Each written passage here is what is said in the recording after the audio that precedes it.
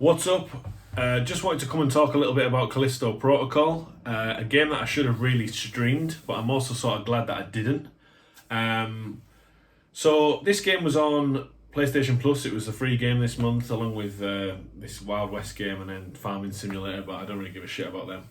And Callisto Protocol was on my radar. It was one of the games that I sort of was waiting for to come down in price. I would go into the local Asda and see it come down to 23 quid, and then I was like, oh, if it's come down for 23 quid, I'll wait a little bit more. Then I saw it again for 16 quid, and I thought, no, I'll just wait. And then lo and behold, it popped up on PlayStation Plus. So I jumped in and I started playing it.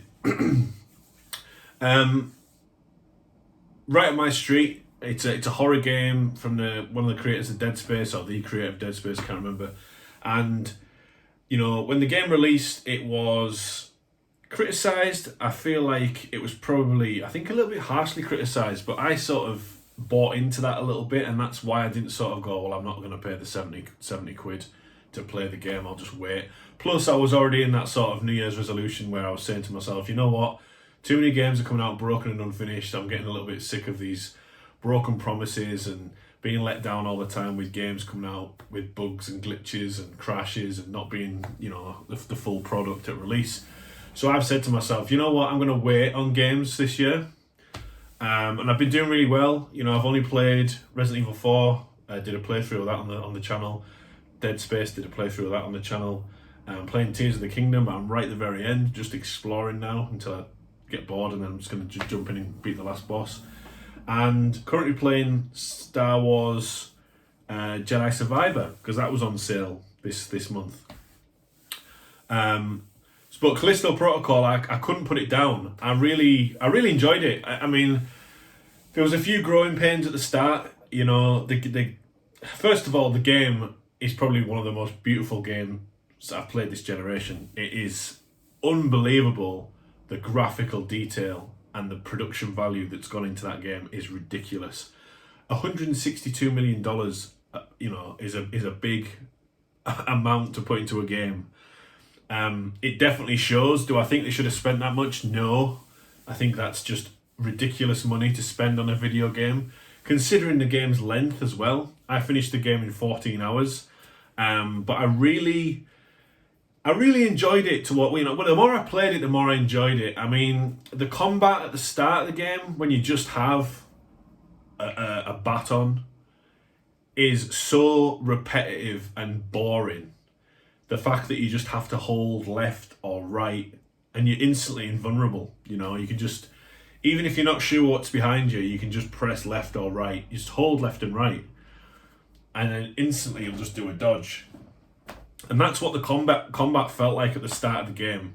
It was just like dodge, dodge, dodge, swing away, swing away, swing away, dodge, swing away, swing away, swing away. The next person. And it was quite immersion breaking as well when you had three enemies and one of them's attacking you and the other two are just standing there, and these are like monsters that are diseased, that are just brainless monsters. So the other two are just stood there waiting whilst this one attacks you, and then when that one's been beaten down, the other one will come and it was a little bit sort of immersion breaking in that regard. But the more I played it, the more I enjoyed it, the more the weapons opened up. There's quite a lot of weapons. My favourite weapon was the shotgun. Fully upgraded the shotgun with the explosive ammo.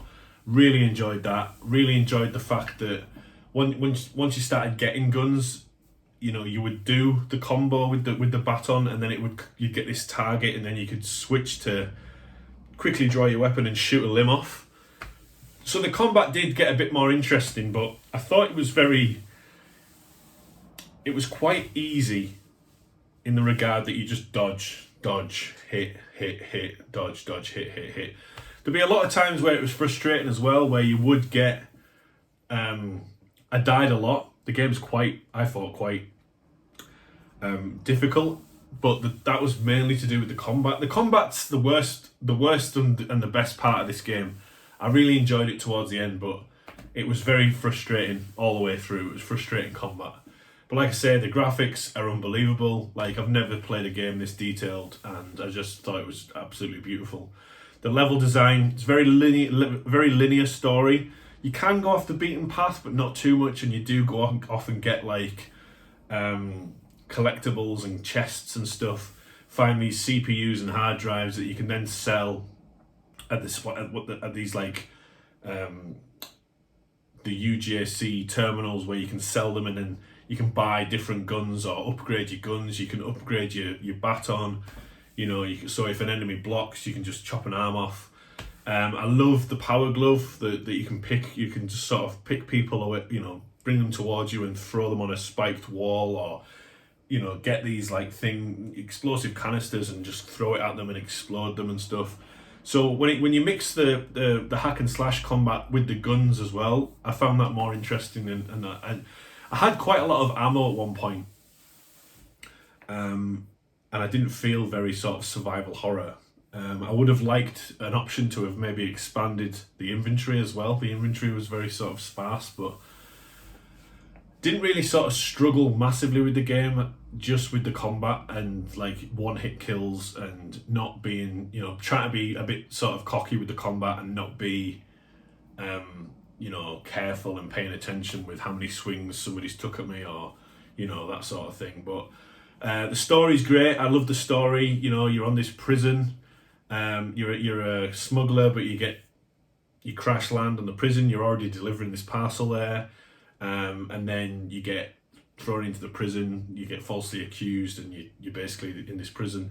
Turns out there's all this research going on, and there was this monster that died because underneath the prison, this laboratory, you know, this lab, and they're using the convicts from the prison to experiment on, and there's a dead creature that was left there, and they found these little pods that this creature's left, and that's part of the virus, and once it gets in you, it's all that sort of thing. But I really enjoyed it. The voice acting, the guy who's the lead actor, loved it, thought he was great, did a great performance. Reminded me a lot of Dead Space. I feel like the Dead Space remake is a better game. I feel like Dead Space is a better franchise.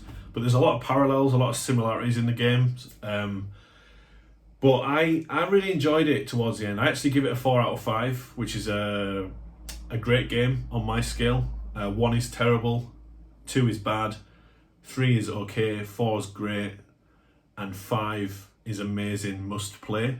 Now a 5 out of 5 on my scale, it means that, you know, it might still have a few bugs and stuff, but it's still a must-play game. So a 5 out of 5 on my scale doesn't mean perfect. Like, I don't, and that's the thing with reviews as well. When somebody sees a 10 out of 10, they go, well, it's a 10 out of that must mean it's perfect, and there's no such thing as a perfect game. I generally take a 10 out of 10 when I see it in a review page as that is a game that's 100% worth your time. It might still have a few little issues here and there, but I feel like that's a very immature way of looking at review scores and being like, well, it's a 10, therefore it must be perfect, so that doesn't exist, so no game can ever get a 10. So I enjoyed it. I give it a 4 out of 5. I would actually hope it would get a sequel, but I don't think it will. Like I say, the game cost 162 million to make, and it came out this year, and it's already a free game on PlayStation Plus. Now, I don't know the ins and outs of gaming. I'm not going to pretend that I know the industry. I don't know if that's if that's going to hinder the game, or if it's going to, be more, be better for it in the long run. So I enjoyed it. I enjoyed the enemies, although the enemies did get a little bit repetitive.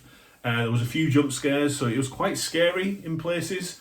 But a lot of the time I was sort of stopping and looking and going, wow, look at this corridor. Look at the atmosphere in this corridor. Look at the detail that's gone into this. Look at the, it was just unbelievable. Like, it's like playing a movie. It was really, really impressive. I would recommend anyone playing this. I don't think I would have paid 70 quid for it on release. So I'm kind of glad that I didn't buy it. But like I say, I'm sort of waiting. I'm trying to be a bit more money savvy this year, because obviously we're saving for a wedding. We've nearly saved for the wedding, actually. So we're looking like we're going to get married next year if we can. And I also bought the DLC because it was on sale. It was $11.99 down from $24.99, and that got me a load of cosmetic stuff. It got me this It's like a leaderboard thing where you can just go in and try and get the highest score, and if you die, that's it, it's over. And then there was a thing called Final Transmission. Now I don't know if a lot of people were pissed off at this when it first came out, but Final Transmission is basically the end of the game. Now I don't know if anyone was talking about this when this Final Transmission DLC came out, but the way the game ends is the main character stays behind and leaves the other, and sends. There's one escape pod. It's that scenario. You go, I'll stay, and he stays. The DLC picks up for what happens to him when he stays, and it says in the description, experience the next chapter, the true ending, or whatever it is. And I sort of feel like that's shit, that they've hidden the real ending behind a paywall of DLC. So I wasn't exactly happy about that, but I got it quite cheap.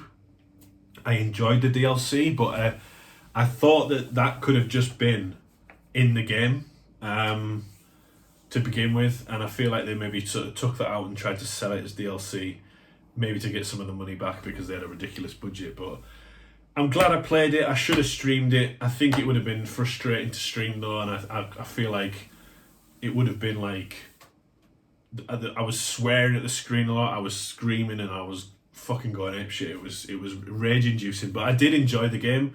So that's it. That's my Callisto Protocol thoughts. A game that I think you should play, especially now it's free on PlayStation Plus. If you can catch it in a sale, definitely worth it. So yeah, that's it. That's my thoughts on the old Callisto Protocol. I will be back streaming something. I don't know what. I've started Jedi Survivor, but I'm sort of enjoying my time with that, playing it off stream and playing that by myself. Alan Wake, I'm very interested in picking up as well. Spider-Man, I've already pre-ordered because I love Spider-Man, and that's it really. So I'm kind of just sort of getting caught up with the games that I've missed because they're all coming down in price now, like I say. But that's it. So if you like the video, give us a like, give us a subscribe. Don't feel like you have to, which is not why I do it, but you know, it just spurs me on to make more content. So see you on the next video. Adios.